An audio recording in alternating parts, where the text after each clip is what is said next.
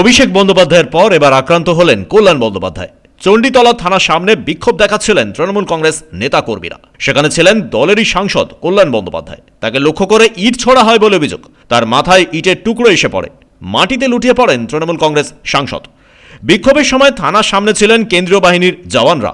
তাদের সামনেই হেনস্থা করা হয় বলে অভিযোগ। কল্যাণ বলেন, আন্দোলন চলবে। আমি কাউকে নিয়ে আসিনি, একা একা আসছিলাম এই চণ্ডীতলার মোড়টায়। বিজেপির লোকেরা চিৎকার করে গালাগাল দিয়ে মাথায় দূর থেকে ঢিল কি বল, বড় ইউজ বল ছুড়েছে, আমি বুঝতে পারছি না।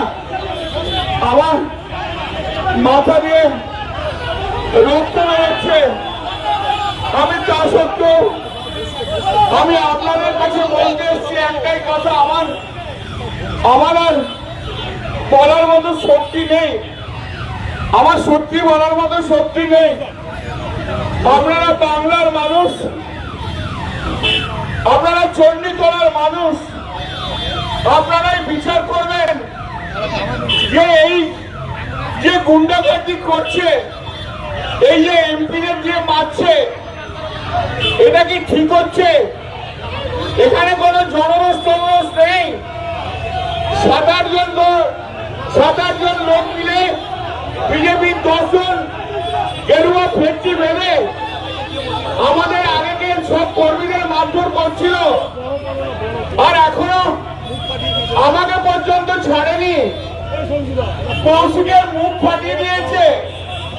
একটু আগে আমি যখন হেঁটে হেঁটে আসছিলাম, তখন একজন ভদ্রমহিলা, তিনি মোটর সাইকেল করে যাচ্ছিলেন, তার পিছনে বোধহয় স্বামী ছিল, রাস্তায় নেমে আমাকে বললো, দাদা আমাদের প্রচন্ড মেরেছে বিজেপির লোকজন।